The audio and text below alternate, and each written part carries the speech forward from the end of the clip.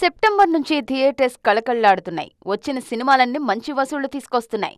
ఈ క్రమంలోనే అక్టోబర్లో అన్నిటికంటే ముందు బాక్సాఫీస్పై దండెత్తడానికి వచ్చేస్తుంది కాంతారా చాప్టర్ 1. డబ్బింగ్ అయినా సరే ఈ సినిమాపై భారీ అంచనాలున్నాయి.